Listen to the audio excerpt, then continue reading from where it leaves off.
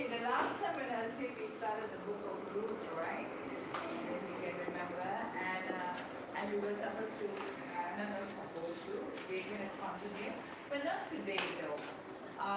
This this this this past month, all the churches that I visit, I've been talking about the same thing, you know. So, um, when we every beginning of the year, okay, like 2023 in January, how many of you have made like goals, what do you call it? Yeah, New Year resolution, right? How many of you make New Year resolution and how many of you have achieved it? Okay, how many of you have made? Oh, this is my goals for this year. I want to achieve. I want to do. How many of you make? Do you make goals? So, is it work in progress or you already put it aside and forgot about it?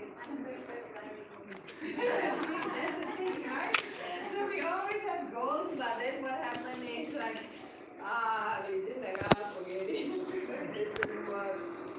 So, what happened? I want to share a testimony, and also in this testimony, God was also talking to me about putting it into spiritual context.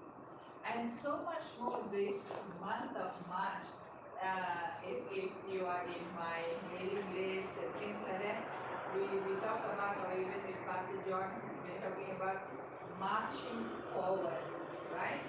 Because March, let's move forward. So let's march forward. Marching has to be forward. If you don't march backwards, it's ridiculous. Okay, you will fall and trip and think. But we always marching means always going forward.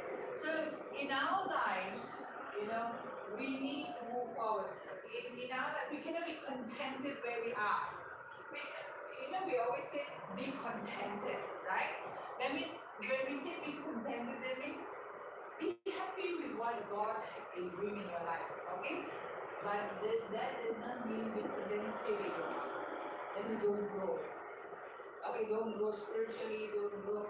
No, we don't be contented in our spiritual life because then we become stagnant. Okay? We want to move forward. We want to grow more. But be contented with, okay, if you're not rich, fine, but be happy with what God has given us. So don't be contented where you are. Be contented with what God has given us. Okay? But don't be contented to stay where you are. Always desire more. Always want more. If you are able to, do something like, pick up skills or this, if you are able, go do it.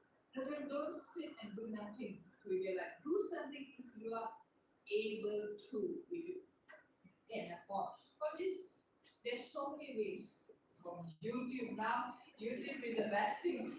Every information you can get, every skill you can learn if you are initiating, right? So what happened? So when we achieve something, it's always a testimony, right? So because when I started, what I'm going to share, I believe I've achieved something. Okay, if I not achieve it, it will be a testimony for me to share. And also through that, God is speaking to me on spiritual life as well. So, what happened in December 20th? Okay, December 20th, actually way before. Last year I had a heart attack at the beginning of the year. So, of course, the doctors have told me I must lose weight, I must take care of myself because now I'm still young. Okay, to have a heart attack. So, anyways, of course, okay, yes, I need to do that. And it's not easy, if all of you will sleep, it's okay, but it's not easy. But, so the thing, yeah, you achieve it. So So what's my story? December 20th, actually way before December, a doctor, a Christian doctor. So what he did was, actually he doesn't know us, but John has preached in their church, which is not Catholic, preached in the church that he goes to. So a doctor found out when I had a heart attack, and he was concerned or maybe shocked because so young and I had a heart attack. So I don't know what triggered it, but somewhere middle of June, July or something like that, before we went to our trip to England, he invited us to his home, John and myself, and then he told me that he has a burden in his heart because we are pastors. He thinks that God, I mean, it was very nice. He said he thinks that God has so much for us to do. So, not to die young. Okay? So the thing is, he had that burden that he don't want me to die young because he thinks that both me and John has a purpose, to do God's will. And with that heart attack, I did not die. So there's a second chance, right? So don't lose that second chance. So he said, I want to invest in your life. So he wanted to invest in, of course he's a doctor and he knows I had a heart attack. So he wanted to invest in a product and also to guide me through this 90 days of dieting. So what happened was we went to England and we came back very late in October. Then I was just hoping he forgave to follow up on me because I've done all kinds of diet and it never works. Or if it works, it comes back again. It's just like so hard because it's my fault, right? It's not, I'm not consistent enough, also a bad habits. So anyways, so what happened was he called us in December, come to the house, and I said, he did not forget. So he called us to come and we went to his house and he said, he brought all the products and he said, I want to give it to you and I want you to start. He said like, 90 days is a long time. 3 months. December 20th. We went like 18 or something to their house. December 20th is I'm having parties all the time. Christmas. And the Chinese New Year was coming so quickly. I said, oh, it's so hard. Like, it's the wrong timing. Can we do next year? That's really safe. So I asked, can we do it 2020? Then he said, it's up to you when you want to do it. But it's always good to start now. Then I said, but it is Christmas and I have parties. I cannot not have my parties. I have it every year. How am I going to do this? So anyways, he gave me, it's up to you. You just tell me when you start. I give you all the things. You tell me when you want to start. So then when I went home, what he did was we partnered with John and myself together and we do together. So that you don't feel alone. We encourage each other. So anyway, he invested in my life. Okay? Because he saw a purpose. Okay? He saw a purpose for me to live because he saw I had a calling in my life to serve. So anyways, it was a very good thing. I think it was a very nice thing for him to do, to care for me. So anyways,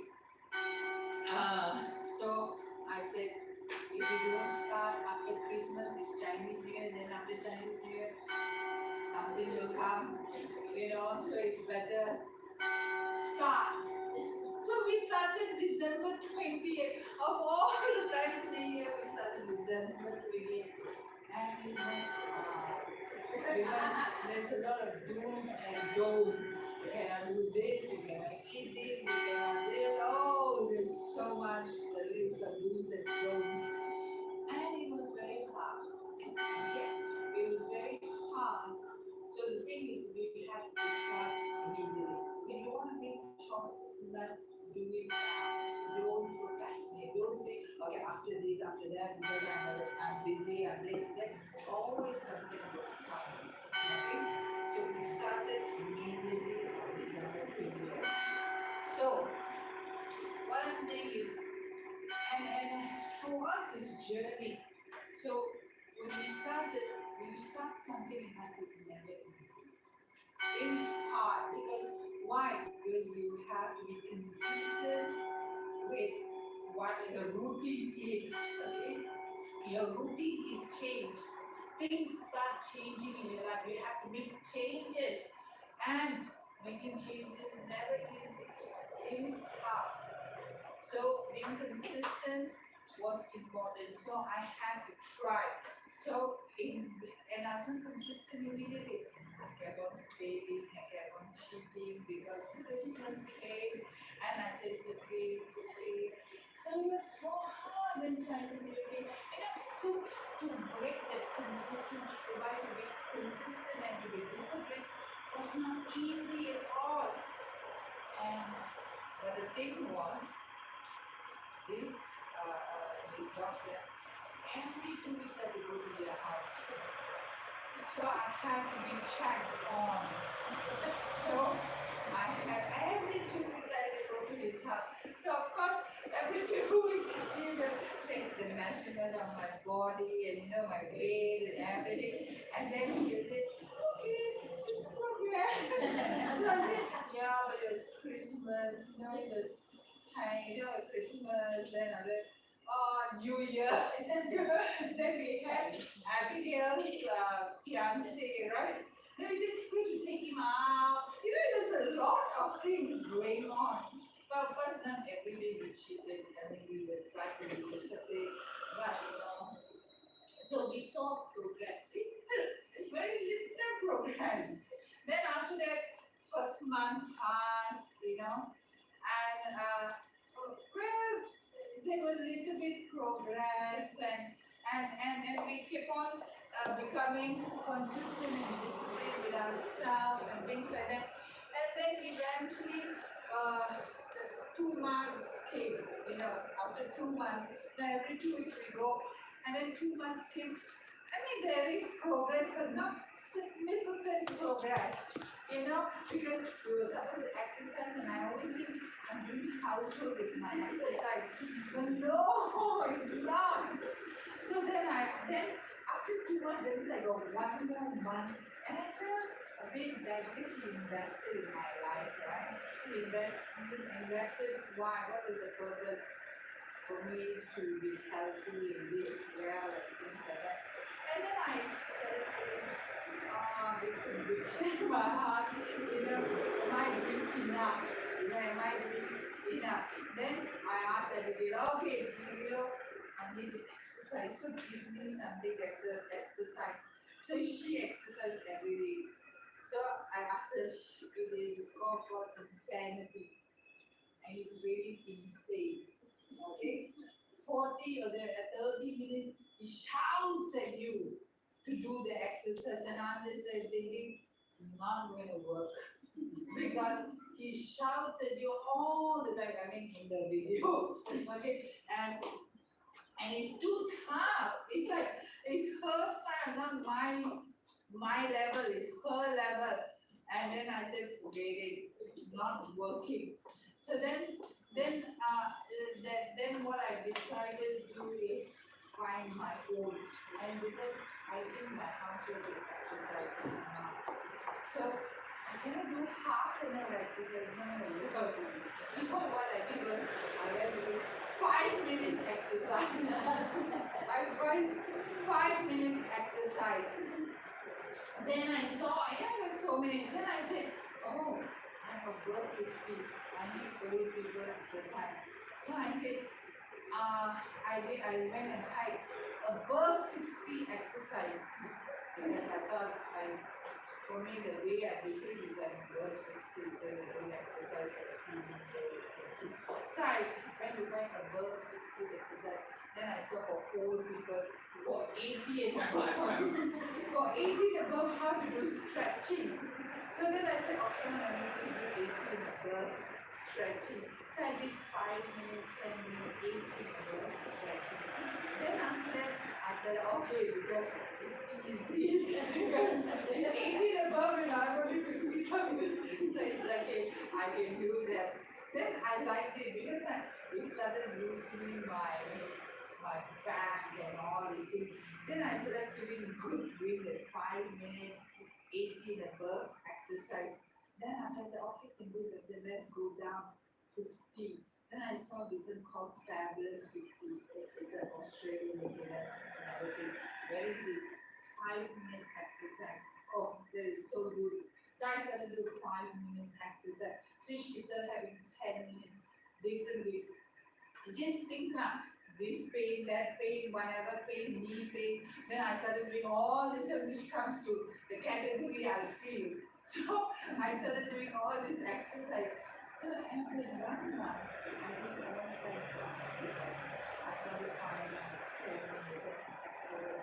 Now I do all this small exercise. It's a small exercise, like 5 minutes, 10 minutes, all the different kinds of stretching and stuff like that. And what happened was there was nothing change. I felt energetic, I felt happier, not lethargic. I started feeling good. I started feeling good. Not significant, not like I didn't lose sleep and that so bad. Then I started thinking, then God started speaking to me about how much we want changes. But of course, like for women, we want as we go older, we want to look young, we want to look big, we want to look slim, we want to look good, we want to live for a long time, right? We want that kind of goals. Besides other goals, we want family, we want to have happy family, we want to, in our spiritual life, we want to grow stronger. There's so many things we want, right? In the physical, we want to change it, but it's never easy. Because first thing is to start. When we want to make the changes, now, next year, 2 years from now, or what? Okay? Is we have to make up our mind when we want to start it. And then, please, when we make the decision, we have to be consistent and disciplined. We have to, and this is what God spoke to me. There's so much more I want to take care. Because why did I want to take care? It's because someone invested in me. Okay, if the doctor didn't invest, I don't think so. You will still see me the same me for so many years that we have known us. Okay? But because there was an interest, someone saw potential in me. Someone saw and believed in me and invested. And this is what God was speaking to me. Who has invested in your life? Who do you think has invested in your life? Jesus. That's right. How did he invest in your life? By dying on the cross, right? So you see, if you think no one is investing in our life, so who am I accountable to? It's wrong. Actually, Jesus invested in your life. Why? Because he saw a purpose. He saw that you are my children. And he saw each and every way he invested in your life. He gave his life for you so that you will not be, walking the wrong path, going the wrong path. So he invested. Who else invests in your life? Your pastors, your leaders invest in your life. How do they invest? Every Sunday when they speak to you. When they stand here, they speak to you. What do they want from you? They want you to walk. They want you to walk victorious. they want you to overcome the difficult situations that you go through. Because all of us go through challenges. And with the word of God, they are looking and wanting, they're investing so that you get the knowledge. You walk in that victory. So there are pastors that invest in your life. Who else invests in your life? Sometimes I need friends. When I was growing up, when I came to Hong Kong, I was single and I used to fly. And when those days, work was very good in Taipei. So at times, I'm never around on a Sunday, like 3 months ago, I'm not around because I did my days off on weekdays, on Sundays. And so I only go to church once in a while. So what happened was, if you go once in a while, what's going to happen with me? You drift away.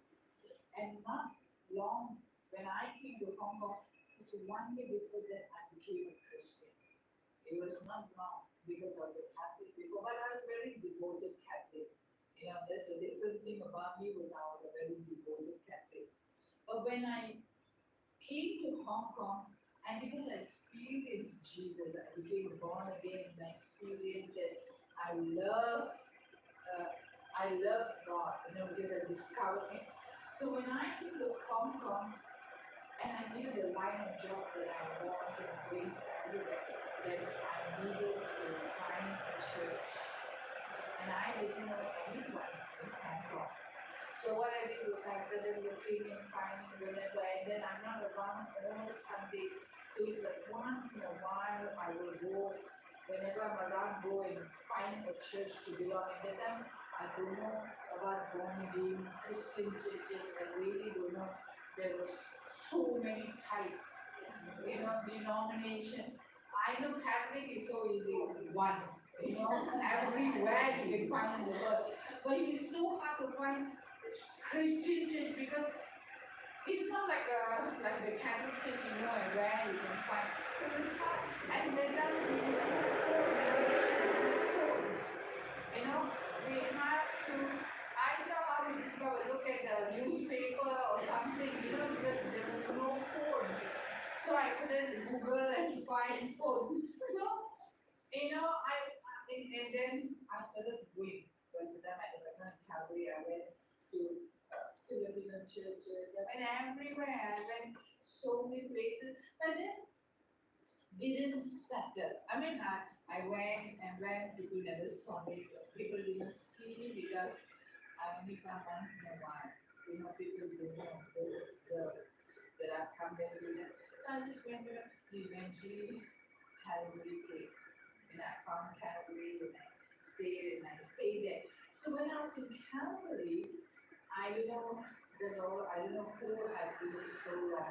And because I've been in Calgary for 20 years.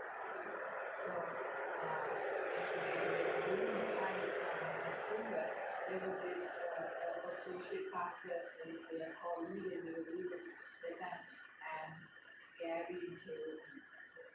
Okay, yes. So Gary and Hillary used to be the leaders at that. So then what I used to do was they with his wife, Hillary, she left all the cabin crew because there's so many cabin crew. Pastor Sharon and Gary was there. So many others which is no more now in Cambridge, all young singers. Okay, Gary and Sharon was the only one married. Others, everyone was single. So many cabin crew we had in Cambridge. So what we did was she liked all of us. So she found interest because then she had just a small baby, the oldest one, just a baby. So she liked all of us. So then she said, come to the house. She used to stay in Shatin City One, and we used to stay in Wampo. We used to stay near the airport. So she would invite us to her house. And when she invite our house, we pray together. Because she knows we don't have Sunday fellowship. So we would pray together, we would eat together, and anytime. So she opened her house to us any time of the week, whenever we don't have that, and because we are single, we don't have other friends. So we just go to our house all the time. Then we go to a house group, we go for everything. So then what they did was they started having prayer meetings. So she would come and have prayer meeting with whoever's around.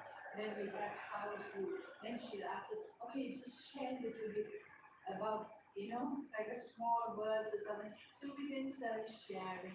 Then she asked us to worship lead in the house group. So we all will take turns and worship lead. So we don't know our giftings, right? Because we don't know what God has called. Because we're still, learning the ropes of what Christianity is about. So she asked us, all of us will take turns every time we meet somebody will worship it. And I used to worship it. Can you believe it? I used to worship it. And so I said, what happened to me? What can I sit down? So anyways, I used to worship it. Then after that, I got involved in the airlines, the cafe, Christian fellowship, and I used to worship it and lead the group. So I then what happened was I got involved. I made myself involved in the ministry. So getting involved because someone invested in me. Gary Hiromi invested. So maybe they are somebody who really take time. So you think they are a bother. But allow God. And for the person who's investing in someone, don't give up.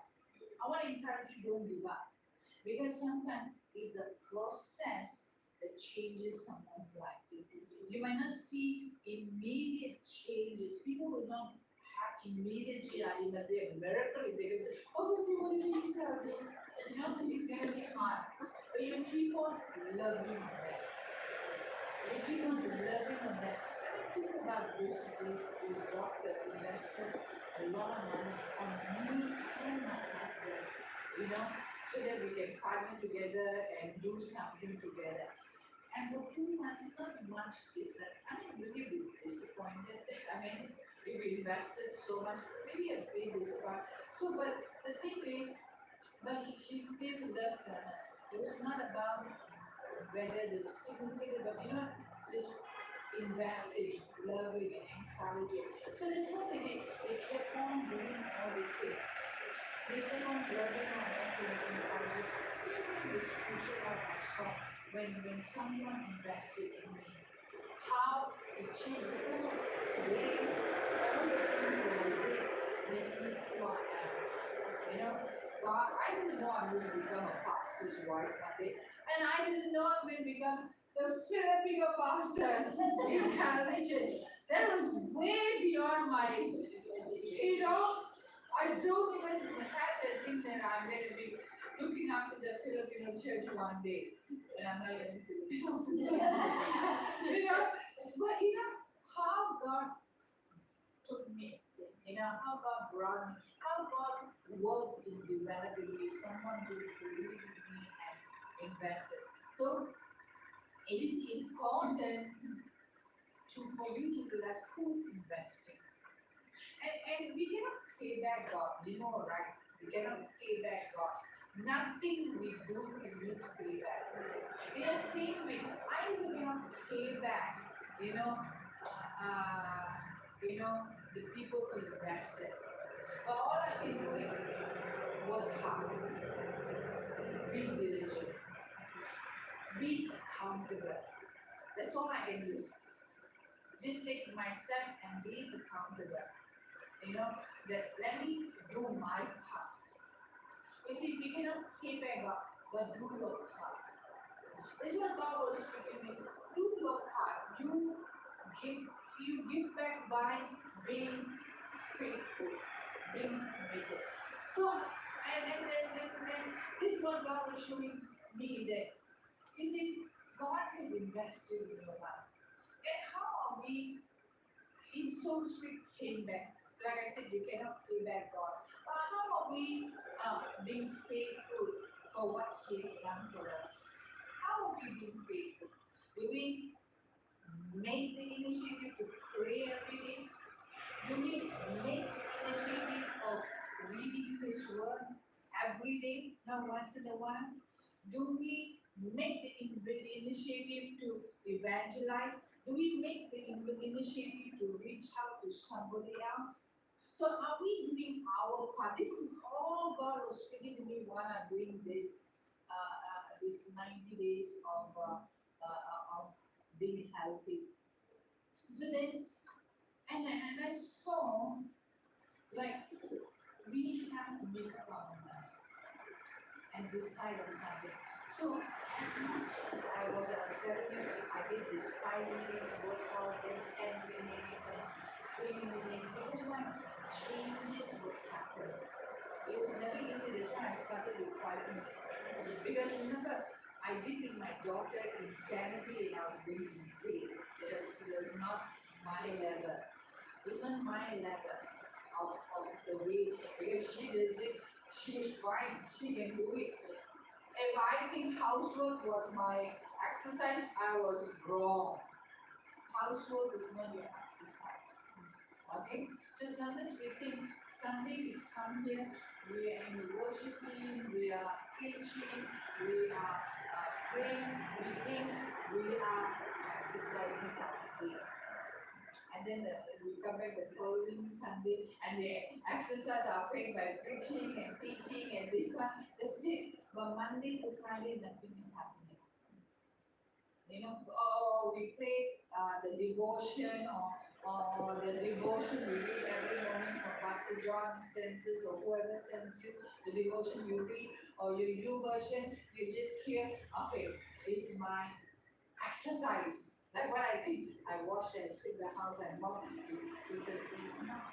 It's just all this is just work, but nothing changing or transforming my life because I've done housework for so many years. It didn't make me slim. It didn't make me slim at all. So it is not the right technique. It is needed because you need to work to clean your house. It is needed, but it's not the right technique for losing weight. But you got to find what is the right technique to lose weight. So exercise is a technique, and exercise there is a format of exercise. Not mopping the house is not exercise. Okay. So the thing is, we have to find. So what is the right technique? Like I said, finding what is I can do. Don't do what your pastor do. Your pastor say he spends 1 hour in praying in tongues only. Remember Julius Subi, he said he spends 3 to 4 hours to 2 in the morning till 5 in the morning praying in tongues. That's it. To get the whole of God. First thing, 2 to 3, all of us are sleeping. We cannot. So you cannot be Julius Subi, right? But you can be you. What am I capable of? So what I did was, I was capable of, so I had to find solution. What I can do. I cannot do what Abigail does. I have to find what I can do. So what I did was, I looked at my age, started doing one, aiming for the clothes. So I started wearing all my clothes. I never wore this for so many years. And this I wore now. So that means what it tells me, I am in the right path. You know, I'm in the right path. So every week I hear someone say, "Hey, I've never seen you with these clothes before." I say, "Yes, I just took it out. I've never used it for long, so many years. But now I'm taking it out." But I'm not buying clothes because I don't want to buy clothes yet. Because you know what? It's not just now and then after that you forget. It has to be consistent and life change. Not 90 days and then say back to square one. Okay, we don't want to go back to square one. So I still keep my old clothes. I still wear all these old clothes, but I still keep it because I want to come to a place where it's my lifestyle. Eating habit is my lifestyle. Praying is a lifestyle. So I don't want temporary changes. So I have to make up my mind for permanent lifestyle changes. So I think every day